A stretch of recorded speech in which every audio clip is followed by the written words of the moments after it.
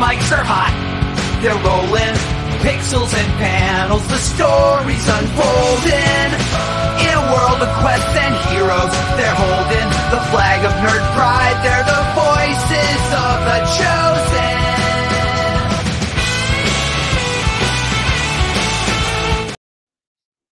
What is going on, everyone? Welcome to the Ginger Quiz podcast. My name is GalgaGuy88, and this is Captain Q.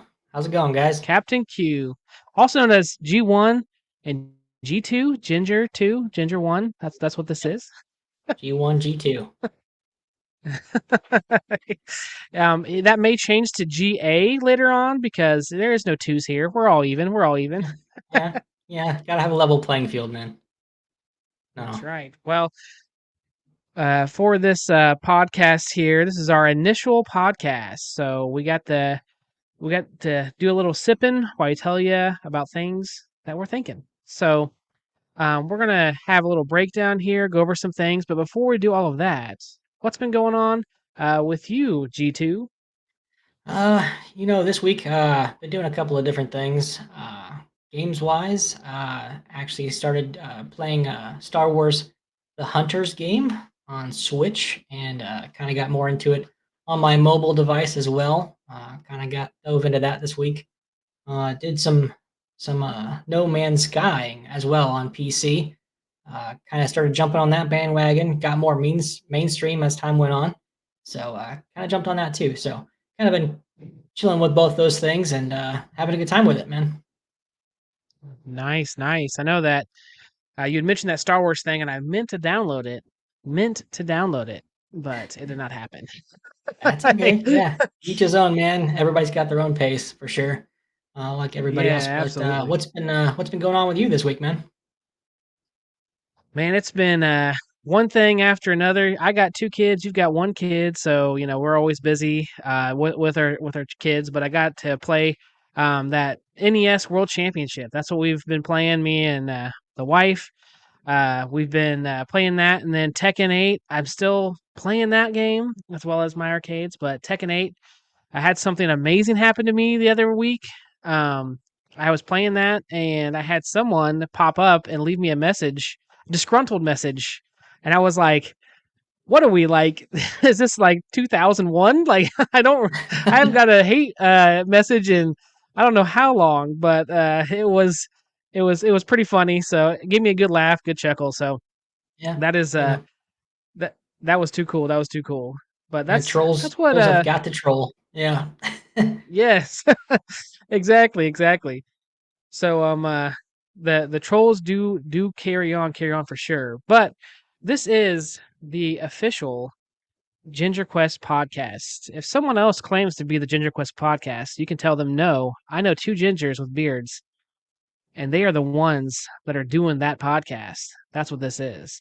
And so just to kind of introduce the actual show, what we're wanting to do here, and just trying to get know get you guys to know us a little bit better. We're gonna kind of do a brief history of our gaming as children growing up, and also to just go over some great things that we remember from back in the day, and just talk. There's no pressure here in this zone.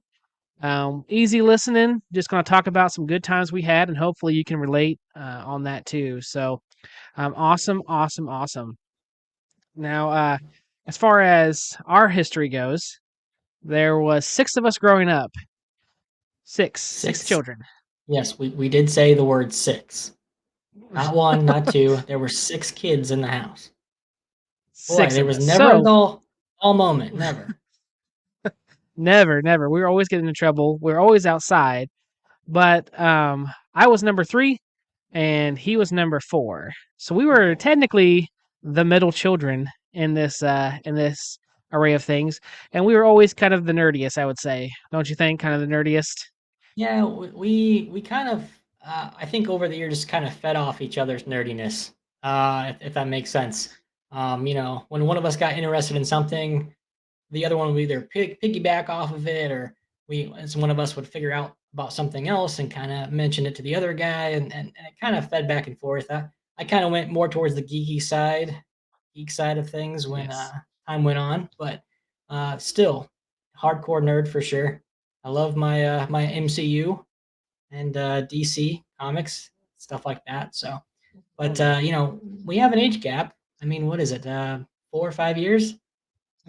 5 years between us. So 5 years. that's what makes it so interesting too, because you know, there's things that I think that we should be on the same I guess plane as. Like you did the same things as I did, but actually 5 years growing up, that made a lot of difference. I was 15, you were 10, you know, 10 and 5. Like I got to experience things that you didn't. And you got to experience things that I didn't, things that I was never into, that didn't really gel with me as someone who's a little bit older. So it'd be cool to talk to someone who's kind of in both generations, almost like both camps, kind of thing. So we definitely want to get those takes, and just see what both of our opinions are on a lot. So I wanted to start with gaming. We wanted to start with gaming, not me. We want to start with gaming because there's a lot of nerd culture we did growing up. A lot of just things that we were into, but gaming was always a big one, right? Definitely. So Yeah. with having 6 kids too, our parents couldn't really afford a lot of things. So a lot of times we got consoles that were, secondhand consoles, things like that. But the first one I remember is having a Nintendo Entertainment Center, the NES. Do you remember playing on that at all, or really getting into anything when it comes to the NES system? I do remember some of it.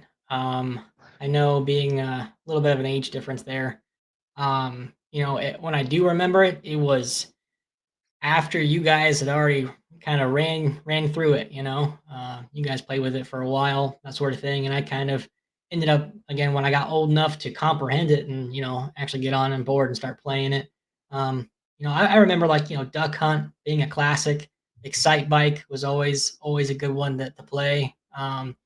Stuff like that. Donkey Kong, Mario, Brothers. The classics is what I remember a lot of times. Was I any good at them at that age? Of course not. I was never good at this system growing up. Whenever it got released and whenever we even had one. So definitely remember slamming the thing around a little bit, just trying to get it to work sometimes. But I still remember it being a good time. So for sure. What do you remember from it? What kind of games do you remember growing up with this? So this was my first experience with a console ever, and I was probably, I think I was maybe 3 or 4 years old. So take that into consideration. But I loved playing on this thing, and our two older brothers, they were really close in age, and I was a couple years behind them. So often they were off doing whatever they were doing, and I'd be inside playing on this thing, and just having a great time. Especially, I remember Super Mario 3. I'd play that, but also in the beginning, I had the Mario Bros. Like arcade edition, NES edition, and I just go in there to play that a lot. And it was so much fun. But one other game that for some reason has not, a lot of people don't have very fond memories of this one. But there was one game that I was like, okay, I got to talk about this one because it is too fun. Check this one out. Bad Dudes. Do you remember Bad Dudes? Oh my gosh, Bad Dudes, man. Uh, I'm it bad. it You was remember like the that? first it was like the first game about Fight Club pretty much.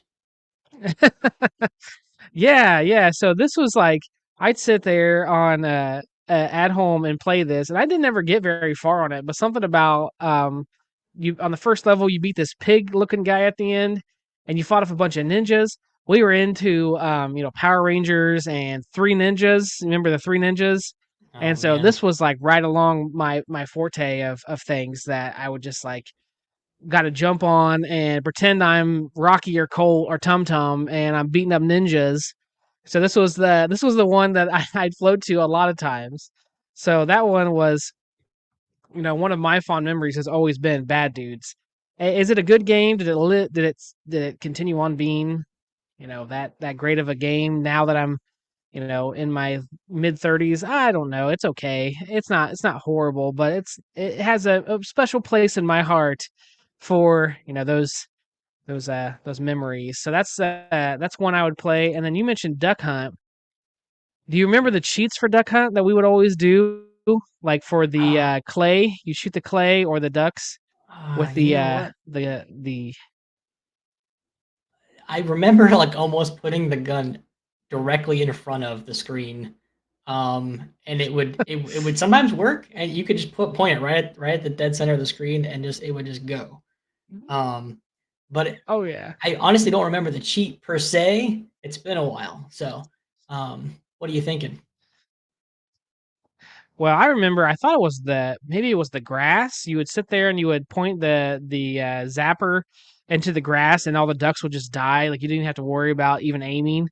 Or I think same thing with the clay shooters. There was something on the screen where you could bring your zapper up to the screen and like press it right there and just shoot and it would just destroy everything on the screen. So it was somehow manipulating that so it would take those out. But that was always fun too if you wanted to go through. I think it's 99 levels on Duck Hunt, and then it turns Yep. over, and that was it. 99 or 100, and so Yep. we'd sit there and do that just for however long. So that was uh that was what we would do, especially during the winter. I remember um we had at one point in time, which we have a picture of the old 80s/90s thing of the big TV had sound, but the small TV had picture. So you would put one TV on top of the other TV, and then we had an NES hooked up to Sounds like the it. most redneck thing you've So ever heard, right? that was us though. Yeah, Dad was a redneck, which is whatever. It is what it is. Like Yeah. I that was always made for a good time.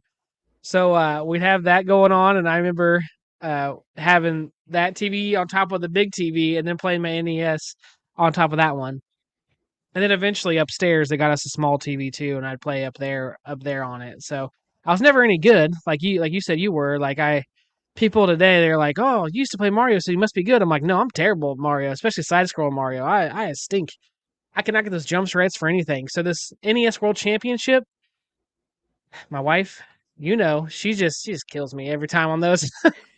She's one of the more Mario expert type of players, so I I can think imagine I her think just womping that game really well. and then the Super NES, the Super Mario Bros, that one, she can do with her eyes closed, I think. She's so good at it. She can zoom through everything. So, yeah, she definitely kicks my butt when it comes to the Mario levels on the NES World Championship. So, if you're good at those games, definitely get that game because it is meant for you for sure. But Yeah, now, it's like I was trying to think of any other memories that we really had with the NES besides those where it just kind of was there. And I don't even remember getting rid of the NES. Do you? I don't. I'm I'm gonna assume it either stopped working and one of us was like, "Well, it needs to go in the trash," or it was a mom secretly swapped it out and put it in the garage sale somewhere, and it ended up just disappearing all of a sudden. But I'm assuming that's probably what happened. Not accusing my mother of anything, but I'm assuming that's probably what happened. Um, It seems that happened with a lot of things. A yeah, lot of things. they just seemed They would to just mysteriously disappear. disappear. It ran away. I don't know what happened. It's gone. Oh, okay, got it. But I know I Yeah. also remember like I think there was a Kirby game as well. That was kind of more my side scroller rather than Mario. hmm Kirby was a good Yeah. one. I remember some of the mini games you could play on Kirby, um, where you punch down and it goes through the rocks and everything. Well, that was always a fun game too. Played that a lot I with think that's on the. You talking about the one on the Super NES? yeah, yep. Sorry, yes, Yeah, Super NES. That one because was that always a lot one. like the one. So that'll help us move on to the next one, which is the Super NES, which we never owned. We did not own No, the Super NES. No, not never. But we played on it a lot. we did. We did. We had relatives that owned one, and we were over at their place a lot. I would say like Yes. almost every week, probably at least for a night or so.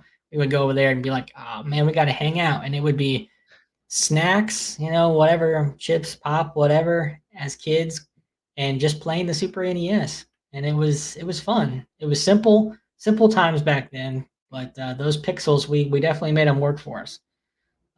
We played Yeah, that game. We also it's played, I think, Donkey Kong was a big one too that we played sometimes. That was hmm always a good one too. yeah, and it worked out too because it was our two cousins, and they were, one was about my age, one was about G2's age, and so we'd always go over there to hang out because that's just what you do as a kid. You hang out with your cousins, Yeah. and that thing, I swear, there was some nights we were up till 3 or 4 in the morning playing Kirby, playing Super Mario Bros.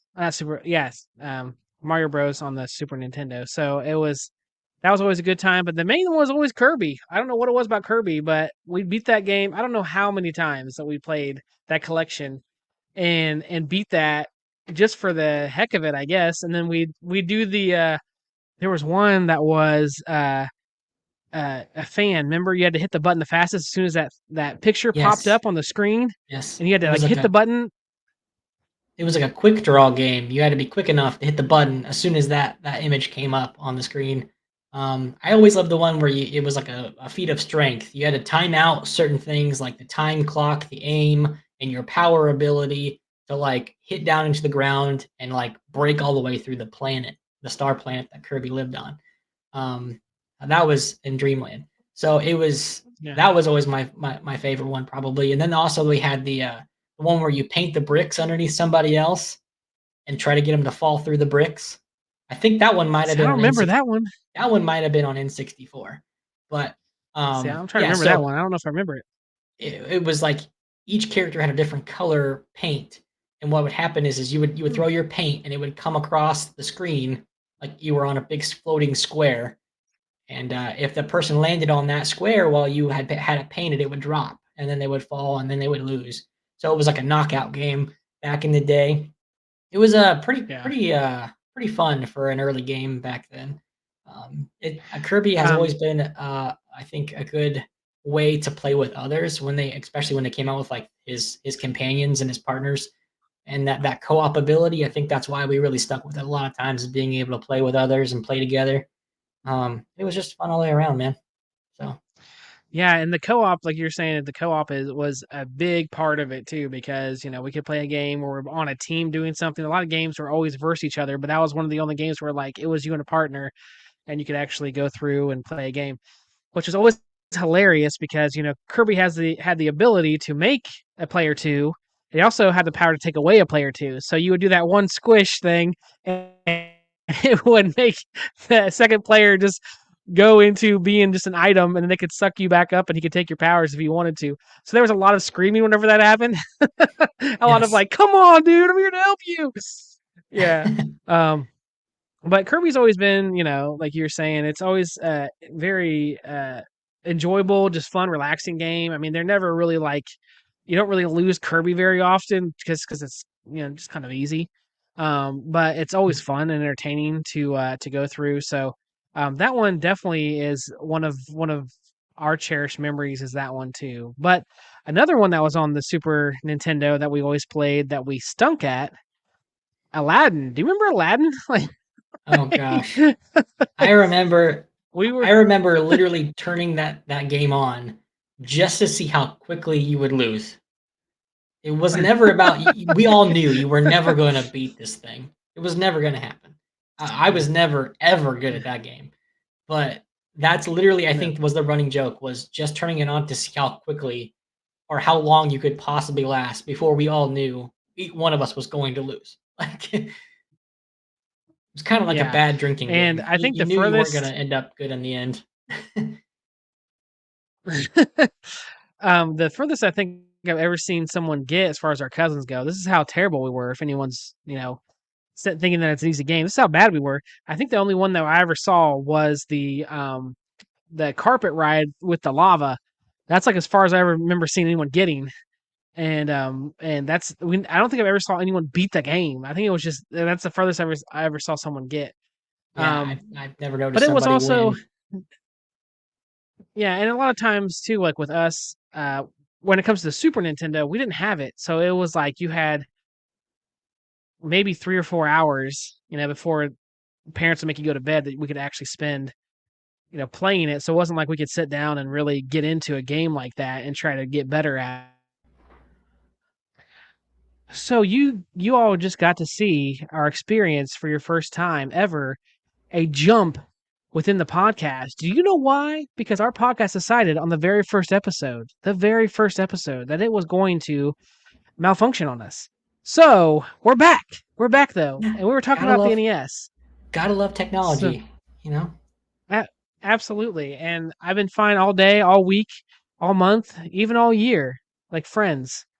Um, but for some reason, whenever Beautiful. we started this, whenever we started this, it was like, you're talking about the Super Nintendo. Nope, we're done. Like, you're done. So, but we're back now. We're back now, everybody. So we were just got done talking about Aladdin. Al, can I call you Addy? Aladdin. So talk about how far we did not get in that. So was there anything else when it comes to the Super Nintendo that you remember fondly, or any other memories that you're like, hey, that one was pretty cool? Um, Not a whole lot. I mean, that was pretty much. I mean, our cousins, I don't believe spent a lot of money on it either. So like every time we went over there, like obviously we didn't buy new games for a console we didn't actually own. So if they didn't buy a new game or something for us to try, we kept at it with the same old same old. Don't fix what isn't broke, right? So, we Yep. enjoyed it. It was always a good time, and we always had good fun with it. So, Now, did you ever get to play on the Sega Genesis? Was that something you ever? I know we didn't own one. We didn't know many people that owned one, but did you ever get to play on it much? not really. The only time I remember playing on it was at one point I got to play Street Fighter on Sega Genesis, and again, I was not used to playing games where it was 1v1, and uh, and I was awful. It was basically just I was button mashing and praying to God that I actually hit something. um, but it was that I do remember playing Sonic briefly, very briefly. Collecting the gold rings and things. But again, side scrollers other than Kirby, not good at it for sure. My dexterity was not in play yet, but still had fun with it, but very briefly. Not a whole lot of memories there for me. So my only fond memory of the Genesis, not fond memory, but just a memory I have, I guess, is I remember going over. We moved out to the country whenever I was around 5. But before that, we lived in town, and my other cousins lived across the street, and they had one. And I remember going across the street and playing Mortal Kombat on his Genesis, and being only 3 or 4, I didn't know what I was looking at, and our mom was not happy that I was playing that video game. Like, Yeah, it had some yeah, content to it, body parts falling off, that sort of thing. yes. And then Always I always a remember, fan of the moms who were okay with that. yeah, and then I remember one night spending the night at another cousin's house, and he had a Sega Genesis, and we watched the Mortal Kombat movie, and then also played the video game uh, all night basically. And it was like our mom was so mad whenever she found out that that's what we were doing. So that's what you do as kids, though. You're young and you do stupid stuff. So uh, for You a, gotta a push the kid that was 3 or 4, right? I don't know if Mortal Kombat is the game for you. I highly don't recommend that letting the 3-year old or 4-year old or play that one. So I don't like Mortal Kombat, so I don't think anybody should play it because I don't like it. But if you like it, whatever. But so that moves on to the next phase. So we got the NES we've done, Sega Genesis, the Super Nintendo. So after that, kind of the big brawlers was N64 and PS1. So the N64 was a huge surprise for us. Yes. And that was because, again, our family we didn't have very much money at all. So whenever this came up, we thought this was the coolest thing ever, and we wanted one so bad but we knew our parents couldn't afford it. But then something happened. Do you remember what happened? I remember there was, I believe, our parents' anniversary, That's and right.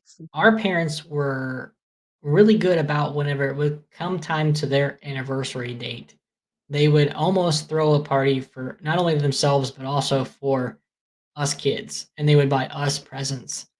Um, Mhm. and those were some great surprises. But our mom tortured us with those presents. And what I mean by tortured is like she would buy things months in advance, weeks in advance even, and would just literally wrap them in gift wrap and then sit them out middle of the living room, sit them out in the middle of her bedroom, whatever, and just have it sit there for months. And if you touched it, you were not going to get that present, and you knew that. But it taunted you sitting there for so long. And it was, ah, man, it was almost like worth maybe risking the chance of touching it or just opening it way beforehand and getting punished for it and seeing if they'd actually would go through with taking it back or not. Like, I don't know. Um, Yes. but, yes, it was an anniversary, I believe, and they surprised us with that, but I think there was an interesting story with this one, wasn't there? Yeah, so that theory of if we actually opened it, would they let us keep it or not, was very much tested with this console because my parents, they had an old station wagon. I don't remember the station wagon or not because you were very young whenever we had the station wagon. Um, and they had hid it in the back of the station wagon and locked the doors. And our oldest brother, he always ended up finding out what he was getting, whether he would get it out of my mom or he would find it in some way. Well, he was on the search for whatever we were supposed to be getting during our anniversary, and he ended up finding this thing. And my mom, our mom, I keep saying my mom, we're brothers, but our mom was so mad that he found this thing and knew what we were getting for their anniversary, and she was furious, but she was like, "Well, you already know, so like you might as well just open it up." But I remember I came out to the garage and he was in there, our oldest brother, and he was like, "Hey, hey." I'm like, "What?" And he's like, "Watch the door. Tell me if mom and dad are coming." And him and our other older brother were out there looking around the garage, and they're going through all the different cabinets, and finally he's like, "I think I see something. It's in the back of the station wagon." So he's like sitting there and he's looking, he's like, "It's a Nintendo!" And I'm like, we're all just like jumping, like, "It's a Nintendo!" And then of course mom heard us because we're all screaming, and she was just so mad that we found this thing, but we were so excited, we didn't care. And she saw how happy we were, and the kindness of her heart, she was like, "Go ahead and open it. You already know what it is." And dad, he was just like, "All right, whatever." Like he didn't care either way, kind of thing. So it was a great memory for us. And getting this thing, it was just really, really, really cool. This is our first like actual console that we bought because I think that's brand new, I should say, because I think the NES was like a hand me down from someone else. Like we didn't buy a brand new one. Like someone just gave us that, or it was really, really cheap, kind of thing. So this is our first official Ginger boughten console. Like this was it. Like this is our number one boughten console. So definitely there's tons of memories of this one. So this one might take a little bit longer than the other two we just went through, but I definitely want to talk about it and take some time with it. So I'll let you start. What are some awesome memories you have of playing the N64 at our house or other people's houses or wherever? Yeah, I remember mostly about this one because we owned one, obviously. And growing up in that time frame, I was old enough to remember most of it that I can recall. Um, I remember just like there were good days and bad days with this thing. And I would say that because it was either sometimes we would fight about who got to play it when and what we were going to play. Um, I remember, Mario Kart was a big one that, it was 4 players, but in the beginning, we may not I don't think we had 4 controllers. So, we had to figure it out, like, who was gonna play, who wasn't gonna play. Eventually, we got enough controllers for everybody, 4 players to play. But those battle royales, on those battles on, Mario Kart were always fun. Getting hit with them stinking red shells, man. Killer, tell you. That rubber band Um, effect we didn't know about back then, where it would be like, oh, you're in fourth, and all of a sudden you're in first, and then all of a sudden you're in eighth, and then all of a sudden you're in first yes. again, because it's like that rubber banding effect was horrible on that game. Oh, oh, it made you so anxious. You're like, "Why am I in last? What the heck's going on?" Oh, no. Like, it was, becoming, the ghost bomb going around after that, after you lost, because that was me most of the time. Because obviously, having older brothers playing against you, I was bantha fodder. I was just ripe for the picking as a young guy, little guy. So I was an easy out, right? So, I remember playing that one a lot, but it was a lot of fun, obviously. We had a good time with it. I also, remember we did play GoldenEye quite a bit. Oh yeah. 007. GoldenEye was a big one, when that came out. It Um, was, like, really our first shooter game, against each oh yeah. other, and that one was one I hardly played because as a young guy, I hated losing so much, and I would just keep getting mauled again because I was younger and, it was, like, easy pickings, like, I didn't know what I was doing The and just karate chops, mashing we them buttons. get you with the karate chops. We'd come up Oh and gosh. yeah, When you yeah, made it to where all you had was nothing but bare hands and everybody was just slapping each other basically. Oh, and there were cheats on that game too. You can have like a huge head, I think, like a DK head and everything else you could do. I remember playing yeah, that. That was brother against brother sometimes. It got pretty bad. There were some rage quits, I think, on that one. Controllers got chucked. They got thrown. yeah. I remember that game being like that was the game. Like, we'd have friends come over or cousins or whoever, and we'd be up all night playing GoldenEye, just versus each other, just going to town on that thing, and just every level. That was the Mountain Dew and Doritos before it was Mountain Dew and Doritos. That's what that Yep. was like. Yep. Like that was so much fun to play back in the day. And there was other games that came out that tried to be like that. Like Perfect Dark came out, and our mom let us get it because we could turn on paintball mode where you weren't really shooting each other. It was just like you're hitting each other with paintballs, so she was okay with that. But they always tried to make sure that they kind of knew what we were playing. So that game was kind of like the furthest we ever got with them. Like, I don't know. And this was back in the day too, where video games weren't really talked about very much as far as in our group of people. Like I think our parents just kind of thought like everything was Pac-Man. Like, oh yeah, it's a video game. Like whatever, they're just gonna kind of do it for a little bit and stop. But I don't think they were ready for what we did with this console. This this thing was a workhorse, man. I don't know how it kept surviving with the abuse that, Yes. you can imagine 6 kids putting on this thing eventually. The Oh, classic blowing in the cartridges, trying to get this thing to work sometimes as it got older. Um, the Cheeto dust within the crevices of this console could, yes, could make a Cheeto and Cheetos Dorito. And and Kool-Aid packet dust that got stuck in here. I can only imagine. Uh, yeah, Gosh, but that's yeah, Kool-Aid packets are another discussion entirely. Um, yes. but I also remember, playing, like, Mario Party on this thing too. We eventually Oh got yeah, that on was the great. Mario like, the first Mario Party that came out on this because we thought, again, it's a game we could all play together, right? But I swear sometimes there were cheaters, or if there was a computer player, a CPU, gosh, that thing would win so many stars on one little dice roll. I don't even know how it happened, and that would make you frustrated.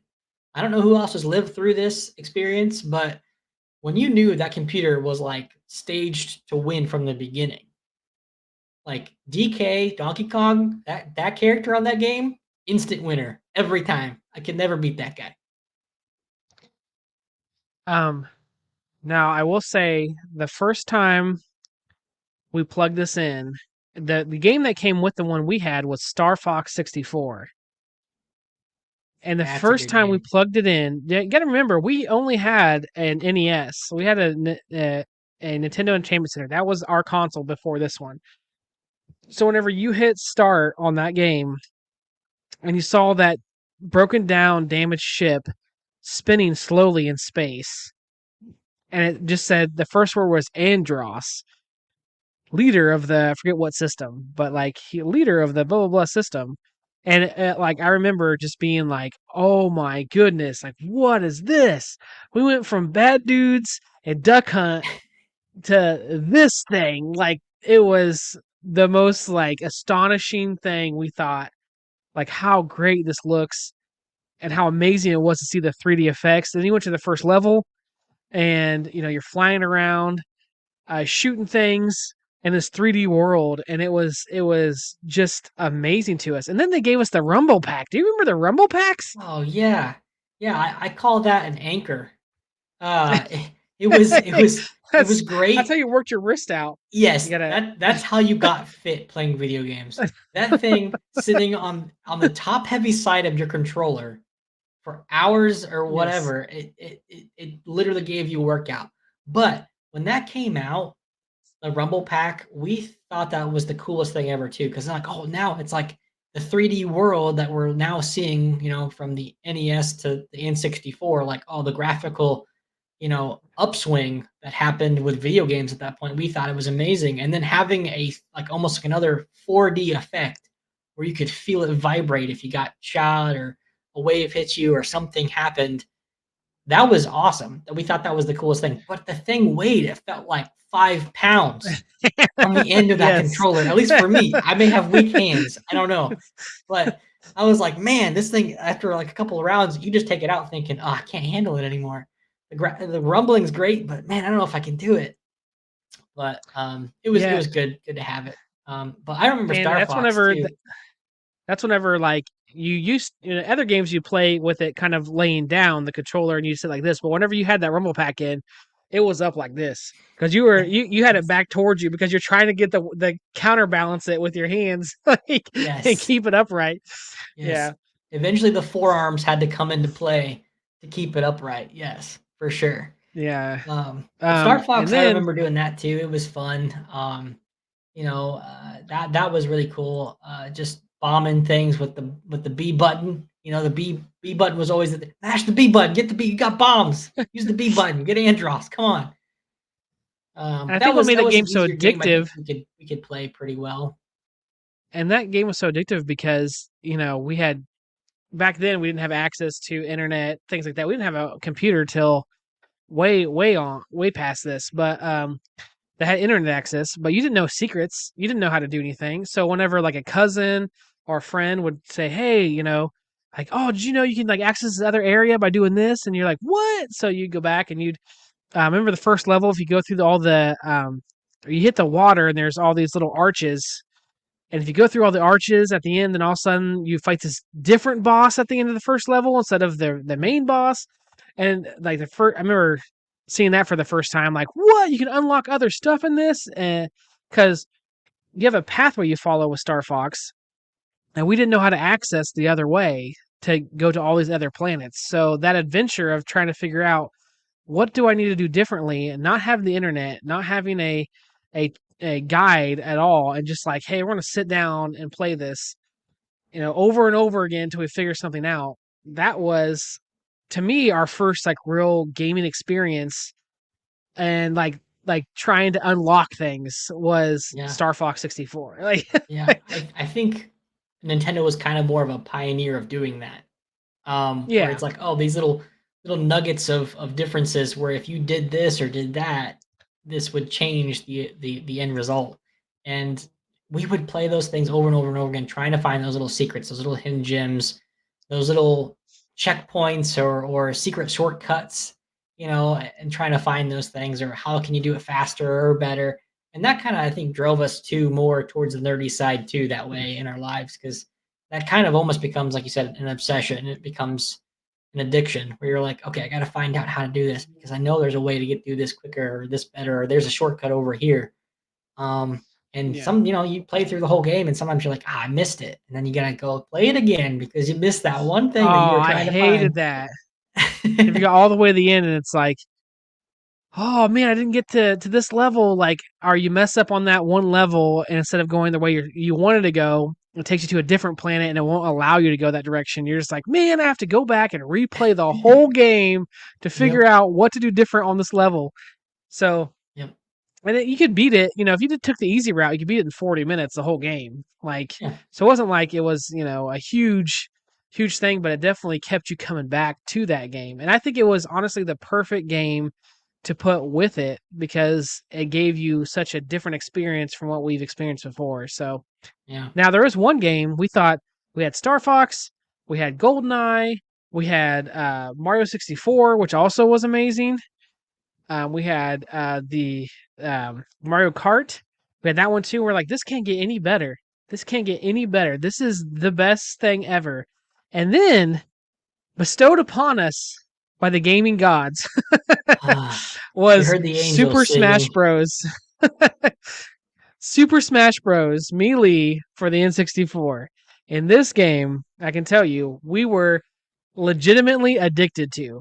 We played this game, I think, for 1,000 hours, if not more. Oh We yeah. played that game all the time. And even to the point where we rented, because our parents, again, they wouldn't buy us games, $60 for a game. Oh man, that was like ridiculous. So we'd rent a game for like, $3 to $4 at a local video store.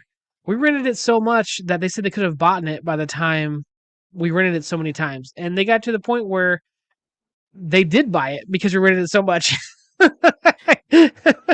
They were at the point of losing money at this point, rather than Yes. just buying it and giving in to just having us keep it.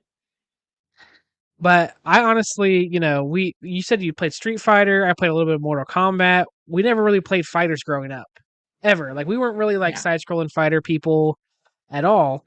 But whenever Super Smash came out, it was our favorite characters that we always liked. We had Mario, we had Star Fox, and these other ones we didn't know anything about, but they were in there. And just being able to play that and it not being super complicated, even playing field, for some reason just attracted us as kids to no end. Do you have anything that like you remember from playing that game or any fond memories at all? I remember distinctly hating Yoshi. Uh, Yoshi was a character in that game, as as everybody knows, if they've ever played a Super Smash Brothers video game, if he got you and popped you out of his back end as an egg, and you were on and he was on the edge, that egg was falling to its death and you were inside. That's just the way it was. There was no, you couldn't break out of it and do a move to get back up. No, it was like you died immediately. Um, I Yes. remember that a lot. I remember playing as Samus a lot. She was Mm-hmm. my go-to a lot of times. I liked the charging up and the big blast, getting people to the edge, they're off the edge, right up to get them out and get them off. That was always really fun. I also played as Fox quite a bit. And again, I think it might have been because of our Star Fox kind of heritage there, our past with the other game. Always thought he was a great character, and he's a great pilot and everything from the other game. So playing him, having his laser beam blaster, just getting guys from across the map, always a good time. Those are probably, Yeah. Samus and Fox were probably my two main guys that whole time. And if somebody else wanted them, I'd let them have them or whatever. But those are probably my two favorites of that game, and I just kept coming at it. And you win some, you lose some. I'm sure my track record is probably more losses than wins, but it was a great time playing anyway. But who are characters that you liked playing with? So for me, it's Captain Falcon, man. Whenever you finally unlock Captain Falcon, we'd play them. And was it 6 characters? Is what you had, 6 or 8 characters? I forget Mhm. which one. But then you had 4 characters you could like, unlock. And unlocking Captain Falcon and him being able to do that Falcon kick and the Falcon punch, like I was just like, this is a mighty man. So that's what I would do. I'd be like, all right, like I'm just gonna punch everybody. So that's the character I loved on this version of Super Smash Bros. As well as Link. You know, you had the bombs. I mean, he was kind of like Samus. You had a lot of different things you could utilize to, get the other opponents off the map to get their damage up, things like that. But um, the main story I remember with this, not only uh, getting the game whenever mom and dad finally were like, "Hey, you know what? Like we bought you Super Smash," and we were like, "What? Like we own it. We can play it whenever we want." But do you remember one night we were at our cousin's house and we were supposed to go skating? Do you remember this? So we were supposed to go skating, and our uncle, he's not really our uncle, he's also our cousin, but our older cousin that, anyways, he had to work, and he did like it was work from home. He was on his laptop, and he was like, "Hey, as soon as I'm done with my work, like I'm gonna, I'll take you to the skating party." So we're downstairs playing Super Smash, just chilling, and he's working away. And I think, okay, it's getting kind of late. And I'm like, well, maybe it's a time change because back then, we always had the time change. And I was like, well, maybe it's a time change. So we're actually like an hour sooner or later. So we still have an extra hour to skate. So finally, he gets done after we're playing Super Smash for like 2 hours straight. He gets done. And so he's like, all right, everybody get in the car. So he drives us to the skating rink. And I am wrong in my, youthfulness. And and they have like 10 minutes left to skate. And he's like, guys, like, I'm sorry. He feels really bad. He just had to work. So he's like, well, I'll tell you what, like, let's go to Little Greggy's. Little Greggy's was a tiny arcade in our town. And it was only open for maybe, what was it, like 6 months to a year? It was open. It Yeah, was open very I long. mean, he was a great guy who owned it. I think they served like ice cream and pizza stuff, and it's a little Yeah. arcade, got skee ball and stuff like that. But it was fun. So then he's like, hey, I'll make up for it and we'll drive back to where we were and we're going to go to Little Greggy's. And we're like, yeah, that sounds sweet, man. That sounds sweet. So we pop in the car, we drive all the way back. And the skating party was like 30 minutes away. So we wait and we drive all the way back. Well, then we get to Little Greggy's and it's closed. And he's like, I'm so sorry, guys. Like, is there anything you want to do? And we're like, I don't know. Like, could you take us to Burger King? Like, there's like tubes. You can go play in the tubes. So he's like, all right, yeah, I'll take you to Burger King. We go to Burger King, and they're like, yeah, the play place is only open until whatever time. Like you can still order food, but like we don't allow you in the tubes. And he was like, are you kidding me? And he's like, well, guys, is there anything else you want to do? And we're just like, all we wanted to do all night is play Super Smash. I don't know why you keep taking us to these places. Like, let's Uh, we're like, you just buy us some pizza and take us back to the house. Like, we're completely fine with just staying home and playing Super Smash. I don't know why we left the house. like, and he was like, "That's really what you want to do?" And we're like, "Yeah, that's all we wanted to do all night." So then he took us back to the house, and we had pizza, and we played Super Smash all night, basically. And we were yeah, simple then, and yeah, but hey, it was an adventure. Hey, we got to hang out a lot in the car, and got to know each other better that way. yeah, And we probably even talked about like who won what match whenever we were playing Super Smash Brothers. Um, but that's how we got to know each other as a family a little bit. But I just felt so bad for him because every time we tried yeah. to do something, it was just closed, closed, closed. We were like, oh my gosh, I feel so bad for this guy, and he's trying his hardest to make up for the time he spent working. Which we had a dad. We know dad's got to work. Have to make a living for the Yeah. family. We just felt so bad for the guy. But it was a Yeah, good time. but It was a memory we'll it always was have, like, right? So yeah, yeah. And it's like if he honestly would have said, "Hey, skating's not working out, like you guys just want a pizza at home," I would have saved him all the gas of driving all around town. Like, and it because wasn't we like would have been like, I had a "Yeah, hybrid. this is fun."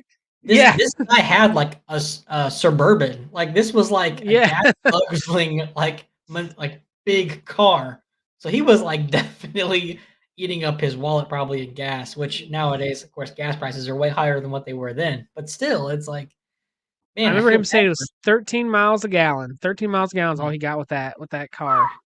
Yeah. So yeah, driving 30 minutes there and 30 minutes back probably did not help him. He could have saved a lot of money just being like, "Hey guys, let's just order pizza." And we would have been like, "Cool." So that is like one of my fondest memories just because it's so funny. Because as a kid, you find something you like and you want to stick with it. Other stuff is fun, but if you're honestly give us something that we really love, like we did Super Smash, like we were just okay with it. That's how we were as the nerdy gamer guys. Yeah. Uh, Yeah. that's honestly what it was. So as far as N64, I'm trying to think of anything else that was really. Oh, go ahead. I have one that I particularly played all the time. And it wasn't multiplayer game, but it was, and it's not even like to this day. I've played it recently. I have, picking up an old N64 and playing it, finding the cartridge. It's not even that great of a game now, but um, Wayne Gretzky's 3D hockey. Oh, I don't even know why. dude. I loved that game, and I don't even it was hockey. Have I ever played hockey in real life? No. I don't even think at that time I've ever even ice skated prior to this video game. Um, but I don't know, it was being able to just deck a guy in the middle of the game for no reason. You could just come up If to another you guy as a computer player or whatever and just deck him. You could just check him and he would just flop over hysterically as a cartoon figure. And oh, every once in a while, they would yeah, rise like 8 feet in the air and fall over every time you checked them. It wasn't yes. like you checked them and they're like, oh, I fell over. No, it was like kaboom, and then you would just like die. They would just jump 8 feet in the air and then fall over. It was so Yes, hilarious. and it was always on their back, but occasionally you would check a guy the same time he was checking you. And if that happened, you literally got to fist fight each other until one of you got knocked out. That was that was so hockey back then. It was great. And being Yes. able to like hit a like a super like slap shot into the goal, and like the whole goal would catch fire if you hit a fast enough slap shot into the goal, which back then I thought was the coolest thing. Um, and being able to hit the goalie hard enough where he falls into the goal. I don't know why. I played that a lot with my cousin. We would play match after match. I think our team was either Philadelphia or Pittsburgh. I think those are the two teams Oh yeah, we picked the over and over Penguins. again. They had the best stats. I mean, it was always fun. A silly And we'll game, go. but it was Go fun. ahead. We'll go into more details on a lot of this stuff. If it comes back up, we want to do more thorough podcasts on it because there is a lot of things that we're missing. We're just doing like kind of like the highlights of things too. So there might be stuff we come back to and say, hey, let's talk about this and go a little bit further into it. But we want to at least get the highlights in. As far as when Gretzky's 3D hockey, that leads my brain to NFL Blitz. Do you remember playing NFL Blitz on the N64? Oh man, that was also very fun. The whole point was just to tackle people after they got tackled. Yes. And It was being the more able to disres control a character after the whistle was blown and still tackle half of their team while it was over. Like, it was so fun. the more disrespectful you got, like the funner it was. Like and they had little sayings they would do and stuff and all this, but that's also another one I was like, okay, that was that was really fun. But one thing I wanted to talk about too with the N64 was something that I didn't learn till later on in my years, and people talk about to this day, and that's the controller. Okay, the N64 controller was one of a kind, and it was one of a kind, that's for sure. But a lot of people were very confused by it. It definitely compared to like a PlayStation controller or the NES controller, Super NES controller, the Sega controller. You got this thing, and you're like, what am I staring at? Like, there's there was just so much confusion around the controller itself. And I think if Nintendo would have explained things a little just slightly better, people would have not have thought this is such a bad controller as it was. So what was your impressions whenever we got the controller, or even your impressions now, or just how do you feel about it, I guess? I think my first impression was, how do I hold this thing? I don't have 3 hands. Um, I don't have 3 hands, I just don't. So, I was so confused for a moment. I thought, "Wait, do I use the D-pad? Do I use this directional pad, or do I use the toggle stick?" Okay. Alright, and, Yeah. combos on this thing when you're playing is, either a direction on the toggle and a button, or it was a C button, one of those yellow buttons, and, the A or B. So, you had to get creative with how you held it, for sure, because there was a trigger underneath the middle, uh, where the middle toggle was. There's a trigger there, and there's a couple triggers up at the top too. So it's like you had to be really quick with your hands if you had to use both sides of that controller. But I think it kind of made it for a funner experience because it was a challenge to use. Yeah, Was my so, initial um, reaction.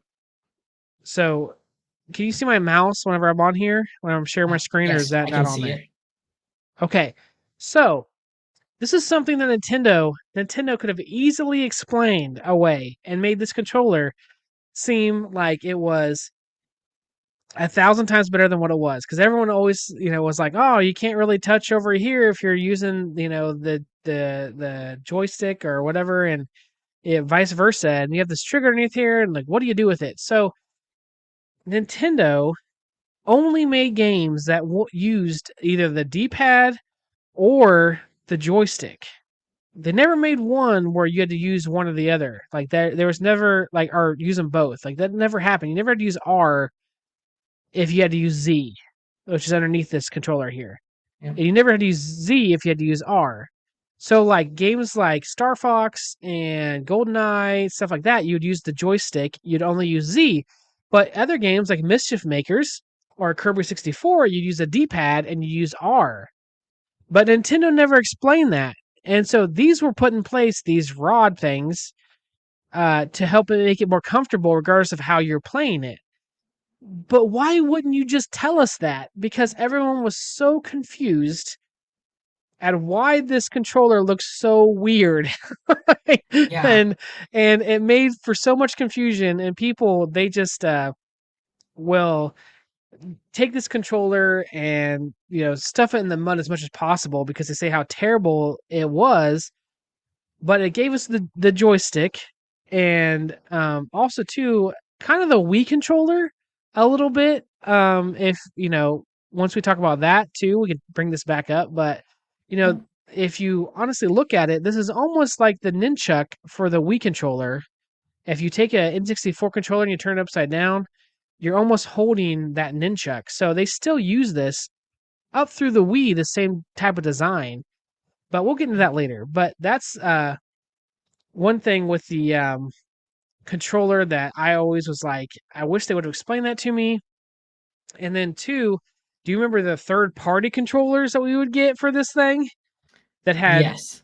like the middle stick thing, and like it was blue, I think, the one we had, and it lit up, Yep. and it was a Mad Cat, I think, and Yes. and it was so bulky and huge, and everyone hated using it. Yes. If you were a guest in the house, or you have I was guest coming over, that was your controller because we weren't going to use it because it was just not as responsive, I think is the word I want to use, as the original Nintendo 64 controllers. And now Nintendo 64 controllers, I will say, they were resilient, man. I mean, Oh some yeah. of us, we would get angry or whatever, or upset, and throw them on the floor, throw them across the room. Cords would probably be wound up so tight around those controllers after we were done because we wound them up, the cord across, across it, crisscross, whatever, keep them nice and neat. But we didn't know that the wiring inside there would get torn up or whatever as kids. But those things kept on trucking. They were tough. Oh yeah. The only thing I remember is sometimes we would go over to other people's houses, or friends or family would come over or whatever. And we would look at their controllers, and we could just hold the controller still, and the toggle would literally just lean to one side or the other because it would get so worn down that the toggle wouldn't just stay in its upright position anymore. It would just sag to one Yep. side. And if you knew the controller did that, it probably wasn't the controller you wanted. So I remember always doing that, like trying to figure out which one doesn't look as bad as the others, toggle wise, if whatever game I'm playing. But they were, like I said, they were resilient. They kept on going, man. They were tough. They don't make them Yeah, like and they that used to. joystick, it's a joystick, right? Is that what they called it, right? Yeah. It's a Well, joystick. Yeah. yeah, toggle, whatever you want to call it. Yeah. Toggle. Yeah, the toggle, whatever you like to call it. But like it was awesome. That was kind of the first experience with one, but also terrible because those things were not very good. No. like like Di- Different they didn't response last times very per long. controller. Yeah. Yeah, they didn't last very long, and they just weren't very good. Like they just weren't very good. But it was still always what ended up happening with our N64 too is we ended up selling it. It was I think it was me and you, or maybe just with me. Sell it through on back in the day. We had this channel 3, and it was like a public access channel almost, Yeah. and you could put up advertise if you had a garage sale or you're selling something or if you're doing cleanings or whatever. I remember advertising our N64 on that and getting phone calls. That's how you used to do it. You sit there and you turn to channel 3 and it would just constantly roll like different ads. And so I remember putting our N64 up in that, and I remember selling it, and our oldest brother being very upset because I ended up selling it like, Yes. to get some cash. But he was married and out of the house and everything else, so it was kind of like we didn't play the N64 at that time. We'd moved on to other consoles, so it was kind of like we didn't do anything with it. Do I regret it? Absolutely. I should have never sold that thing. I ended up buying another one. And there's tons of games that I bought for it that we used to play back in the day. I have Super Smash, I have the Mario Kart, but a couple other ones that we didn't talk about, like Spider-Man. Remember, Spider-Man was awesome on that. Yes. Warriors of Virtue, not Warriors of Virtue. Fighter's Destiny. Fighter's Destiny. Warriors of Virtue was a kangaroo movie, but if I you know still about have that, all the figurines for that. Just saying that's also part of the nerddom. that is going to be a different topic for a different day. But um, yes, Fighting Force 64. Remember that one? that was a That great was a game. classic. That one was awesome. We used to play that all the time too. And you don't just get to press restart or start and get more lives. I figured that out the hard way. Here recently. Yeah, Uh, yeah. Yeah, I thought you it was know, like Final Fight. You could just like add another coin, so I didn't really care what I was doing. And G2 was over here playing with me, and I didn't really care. I was like, oh yeah, this is just kind of fun. And then I died all the way, and I was like, "Oh, I can't press start, dude. You're on your own." And he yeah. was, And he, before that, there is a thing called friendly fire on there, and he pretty yeah, much knocked me I, down to like my last bar of health, and was like, "You're on your own on the final boss with 1 bar of health, and I can't spawn back in." And I'm like, "Great, thanks." yeah. So it's a good time. It was a good uh, game. but that's all. That's all I remember from the N64 days, as far as all the highlights go. Yeah. And before we do like an in depth on that one too, but we were going to go ahead and move forward into kind of the newer systems after that. I did have honorable mentions. I did have a PS1 for a very short period of time. I don't remember it or not. It Do was the mini console PS1, not the yes. full console. And the only game I remember playing on it was Treasure Planet, the video game. So Yeah. yeah, I don't know if you remember that or not, but Do I bought that and I played it, and also the dodgeball one. Remember the dodgeball, Super yes. Dodgeball? Super Playing dodgeball. that too. It was But very simple, but it was fun again to just this, throw a ball in some guy's face. I don't know why. and also too, we have a great story about a Game Boy that we got. So Yes. we did have a Game Boy. We also had Game Boy Advance and Game Boy SP and stuff like that. DS. I came later though. But growing up poor, okay, not much money. We wanted a Game Boy really bad. How do you get a Game Boy? Do you purchase it? No, you don't purchase a Game Boy. What did we do? What did we do? Do you mow a bunch of lawns or something to get an allowance? No, we were too poor to get allowances. We didn't get allowances for doing chores. That's not the way things were done back then. No, no, You know no. what? You know what we did? We drank a lot, and I'm not saying just a couple of I'm talking a lot of Kool-Aid. That's Ton of right. I Kool-Aid. said Kool-Aid. You know, the Kool-Aid. big pitcher. Oh yeah. Yeah, I'm talking Kool-Aid. All right. And we drank it relentlessly. And there were 6 of us, 6 kids. Or not back then. There's 4 of us. Yeah. But we drank it all the time. At least we go through probably like one like pitcher of that would last a day, if not 2, at Yeah. the most. Yeah. So the on the back of the Kool-Aid packets were points, and you could take those off, and you would cut them out and save them. And they had this catalog they give you and say, hey, if you have this many Kool-Aid points and you send it to us, we'll give you these prizes. And they had this whole list of prizes that you could get. The biggest one on that current edition was a Game Boy Pocket. It was a Game Boy Pocket. So what did we do as as children who were poor and really wanted to have a Game Boy? We drank Kool-Aid out the wazoo. I think I was peeing Kool-Aid fruit punch straight up for like years. Like that's how bad it was. But hey, and I'm then I still living. remember I still got both kidneys. We're good. It's all right. and then I remember our cousin Shannon, I'll give you props. He came over randomly one day and like a sneaky selling off-brand watches type of way, and was like, hey, here's a bag of points. And we're just like, where'd you get these points? And he's just like, don't worry about it, here's some points.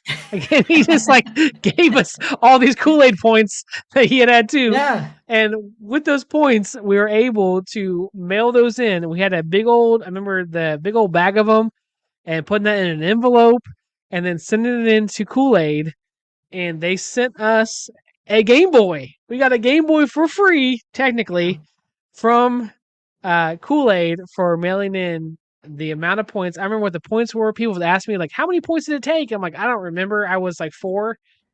I, I don't even know. I think we probably even overshot what was even required. Like we probably were even more than what we should have given them, and just sent them all in all at once, thinking, okay, that's got to be enough. And yeah, you hear about those things like like box tops or whatever that people used to cut off and collect for you know charities or whatever it may be. Sometimes you kind of think back then, like, is this kind of like a scam sort of situation? Is this legit? Like, will yeah, Kool-Aid really send me Game Boy for this? And they had other things like shirts and stuff you could mail it in points for and things like that. But hey, Kool-Aid kept their word. We sent it all in, and to our surprise, they did come back with a Game Boy, and we had so much fun with that thing. um, I remember it was red. I don't know if you remember what color it was. It was red. Yes, it was red. And what was the name of that game that was on it though that we always played? It was a battle of something, and we played that Uh, game all the time. But it was like a two side scrolling game, and we didn't have. I think that was like one of the only games we had on it was this yeah, beat 'em up, almost like a generic Street Fighter type of game. yeah. It was Um, it was called Battle of Toshoden. to Shoden, okay, but Toshinden. yeah, so that was the game we played a lot of. It was fun. I don't know why. There was again, it was a beat 'em up 1v1. And I remember that Game Boy, back then those handhelds, they didn't have backlighting. They didn't have, Oh no, color. It wasn't in color. horrible. That was a whole other thing about Game Boys. But I think Game Boy didn't come out with a backlight because if they did, it would have to have like 8 batteries in it or something like that at a time. It would be way too heavy for a handheld. So they never made Yeah. one with a backlight. But I remember trying to find sunlight and just light in general to be able to see the screen enough to play. But there was a character on that game. I remember he was a metal knight, and he just had this big sword that I remember just playing with all the time. I just thought it was the coolest thing back then to have a sword, apparently. But it was a fun game. We had a good time with it. I honestly don't remember any other game we had on that. Did we have any other games on that? Like that's the Um, only game I can bring to knowledge that we actually played on that. we played I that don't one remember game anything so else. much. Yeah. And then we'd fight over it. Like, let me play, it's my turn. But I don't Yeah, remember like anything else besides that. And there's so many good games on Game Boy. of I don't know course. why we didn't get Kirby, why we didn't get any Mario games, nothing. It was like that was the one game I remember. We probably didn't Um buy any more because we got the console for free. Like we were like, you know what? I'm not investing any more Kool-Aid points in buying games. I'm gonna go ahead and just stick with this one and let it ride. Now I do remember later on in life, this was past its prime, probably whenever it was already like no longer selling games or the console itself. But I remember we did have a Game Gear for a little bit, but I think that was literally like, oh man, I think that was like almost in the 2000s that we had bought one just to experience it. And I remember you played Iron Man. There was an Iron Man game on there we used to play. Yep. And then the main thing reason why we always wanted one was because of Surf Ninjas. I don't know if you remember Surf Ninjas, Yes. but in that movie, the littlest of the brothers, he can't really fight obviously because he's so small, but he has a Game Gear. For some reason, magically, this Game Gear can control like his brother or like some of the other people on his team, and he can like use the Game Gear to control and like beat up people. So that's Yeah. like we were always like, we need to get a Game Gear, stick a Game Gear. Like it was so cool, you know. And I mean, I don't remember playing it a whole lot. We had it again very briefly.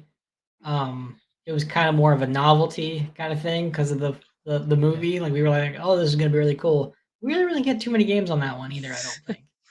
No, But and then the other thing is the Game Boy, it took two batteries and that was it, and it'd play for how many hours. I think it was like 4 or 6 hours, depending on the game, or even longer than that maybe.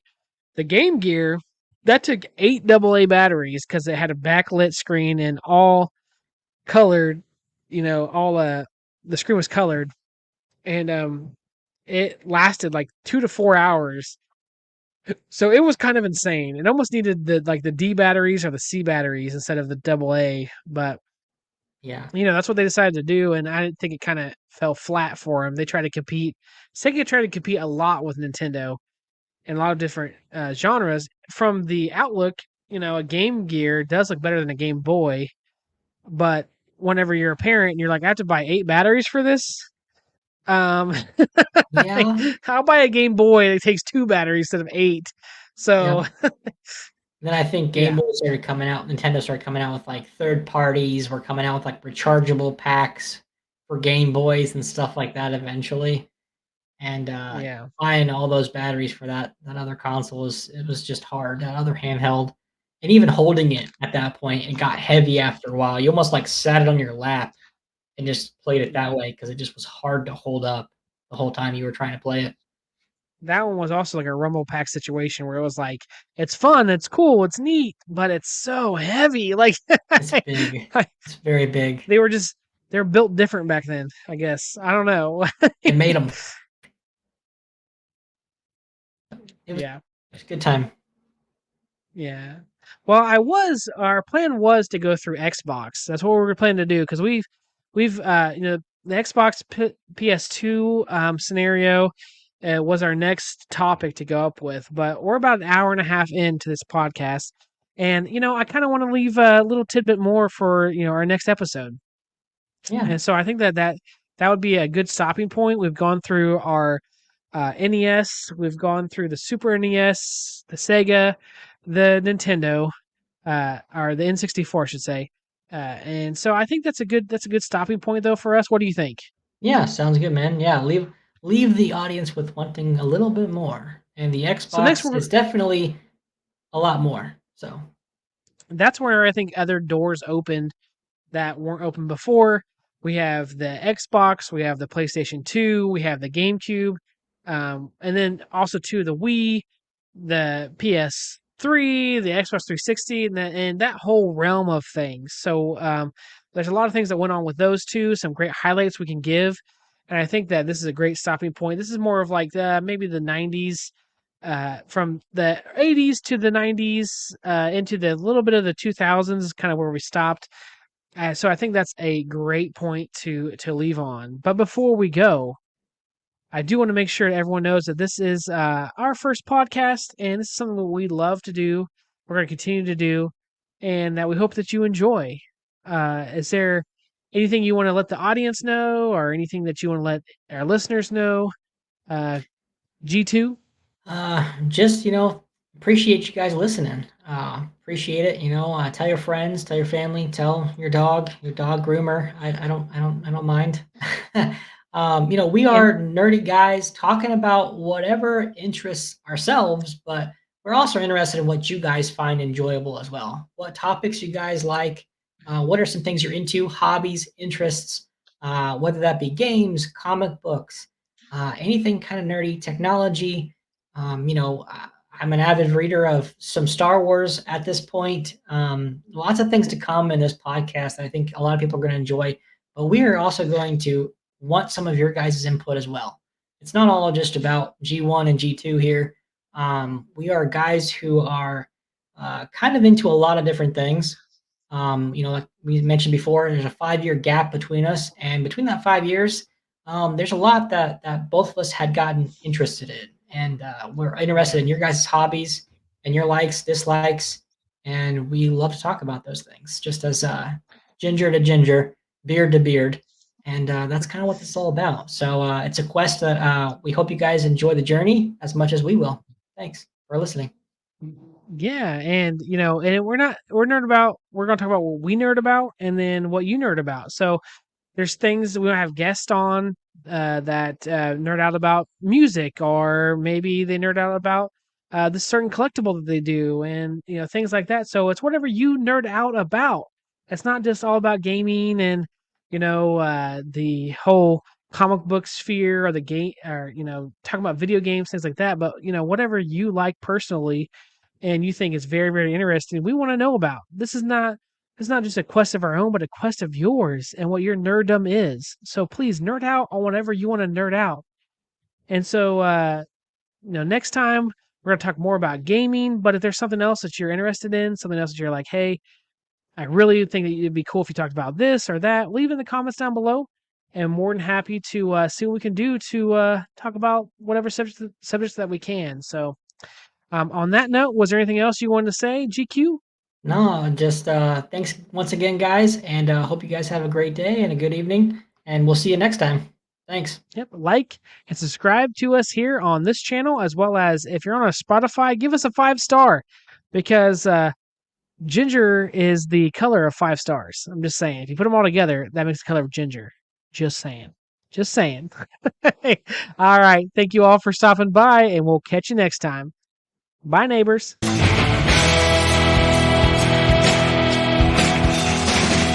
gingers talking about arcades, you know it.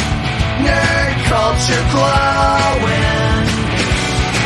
From video games to comic books, they show it. Why do people get boring? They adore it. Their beards grow longer, but they still hold on. Level up, the mics are hot.